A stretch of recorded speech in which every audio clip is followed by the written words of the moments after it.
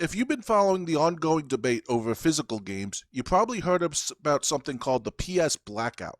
From August 23rd through August 30th, PlayStation fans are being encouraged to participate in a week-long boycott of Sony's PlayStation ecosystem. The idea is simple. Don't log into PlayStation Network, don't play your PlayStation, and don't buy anything from Sony's platforms. The campaign was announced by Does It Play, a community focused on video game preservation, in response to Sony's reported plans to end physical game production by 2028. And while I completely understand the frustration behind this campaign, I have to ask, is a 1 week blackout really enough to make Sony change its plans? Because I'm honestly not convinced it is. The PS Blackout is essentially a protest against Sony's continued move toward digital gaming. The campaign is asking PlayStation owners to stay away from the platform from August 23rd through August 30th. That means no logging into PSN, no play sessions, no purchases on Sony's platforms, and for some people that means completely turning off their PlayStation console for the week. The goal is to demonstrate that PlayStation users don't want physical games to disappear, and I think it's important to understand why people are upset. This isn't simply about people wanting a plastic disc sitting on their shelf. It's about ownership and preservation. When you buy a physical game, you have something tangible that you can potentially keep, resell, lend to someone else, or preserve. Digital purchases are different. In many cases, what you're actually purchasing is a license to access the game rather than a completely independent copy that you can preserve forever. And that's becoming an increasingly important issue as the industry moves further toward digital distribution. The concern isn't that digital games are inherently bad. They're convenient, you don't have to go to a store, you don't have to wait for a shipment, you can download a game immediately, and let's be honest, digital distribution has become a huge part of the gaming industry for a reason. But convenience comes with trade-offs. What happens when a digital storefront shuts down? What happens if a game is delisted? What happens when servers disappear? What happens if a company decides you can no longer access something you purchased? Physical media isn't perfect either. Modern physical games can still require patches, downloads, installations, or online services, but at least you have a physical copy that can potentially exist independently of a company's storefront. That's why preservation groups and collectors are so concerned about the industry moving completely away from physical releases. And that's the bigger issue behind PS Blackout. Here's where I have my doubts. The blackout only lasts 1 week, August 23rd through August 30th, and that's a pretty short amount of time when you're trying to pressure a company as large as Sony. One of the biggest criticisms of the campaign is that Sony knows exactly when the protest ends. If the blackout lasts 7 days, Sony can potentially just wait 7 days. Then on August the 31st, people start logging back into PlayStation Network, people start playing their games again, people start buying games again, and everything goes back to normal. That's why I've seen people suggesting something much longer, 6 months, a year, or even changing their purchasing habits permanently. And I think that argument makes a lot more sense. Because if you're trying to convince Sony that consumers don't want a completely digital future, the strongest evidence isn't necessarily, I didn't use my PlayStation for 1 week. It's, I haven't bought a digital game in 6 months. That's a much harder message for a company to ignore. There's another part of this I think needs to be considered. PlayStation Plus. Some people are encouraging players to cancel their PlayStation Plus subscriptions as part of the protest. And if you genuinely don't want to continue subscribing, that's obviously your choice. But there's something people need to understand.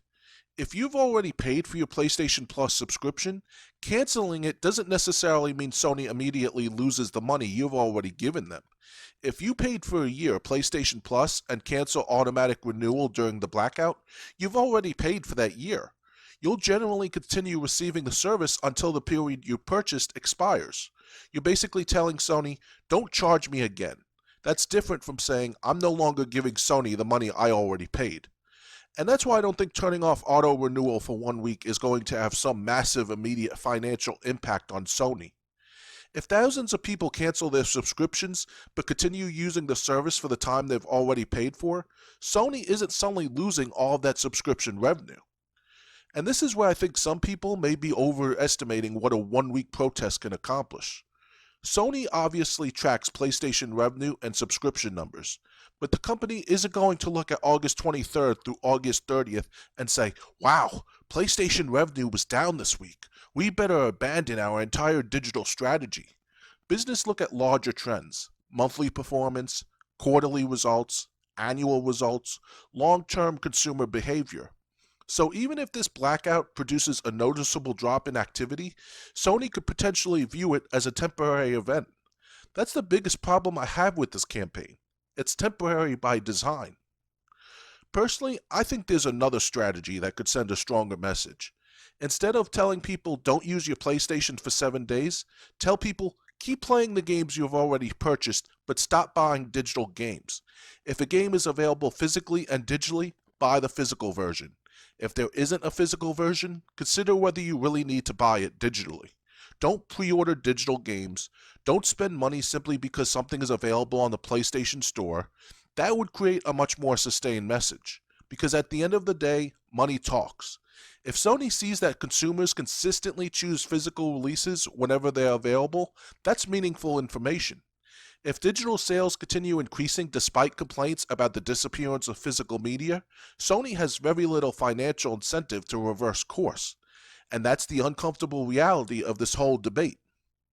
There's also something else worth pointing out. Sony isn't the only company dealing with this criticism. The entire gaming industry is moving toward digital distribution. PC gaming is overwhelmingly digital. Services like Steam, Epic Game Store, and PC Game Pass have made digital gaming incredibly convenient. And companies obviously have financial incentives to prefer digital distribution. There's no physical disc to manufacture, no case to manufacture, no disc to ship, no shelf space required at a retailer. So if consumers want physical games to survive, they're going to have to demonstrate that there's still enough demand for them. Complaining about the disappearance of physical games is one thing. Continuing to buy digital games every time they're offered is another. I wouldn't say it's pointless. I think the campaign has succeeded in getting people talking about an important issue. The preservation of games matters. Having different ways to purchase games matters. And consumers absolutely have the right to tell Sony that they don't want physical media to disappear. But I question whether 1 week is enough. If the blackout gets a huge number of people involved, maybe it'll get Sony's attention. But I don't think we should expect Sony to completely change its strategy because people didn't log into PlayStation Network for 7 days. And canceling PlayStation Plus for the blackout isn't necessarily as powerful as it sounds either, especially if someone has already paid for their subscription and simply turns off auto-renewal.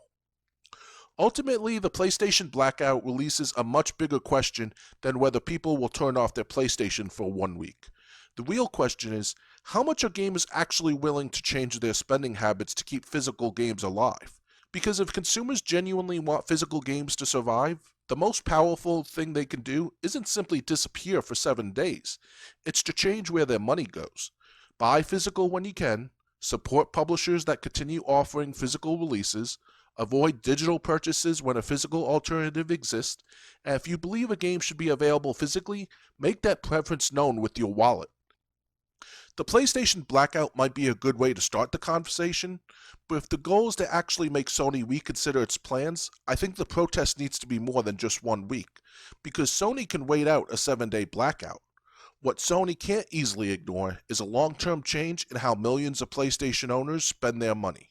If you enjoyed this video, give me a thumbs up, subscribe, and check my video description where you can find my Patreon where I upload exclusive content. Until next time, game on.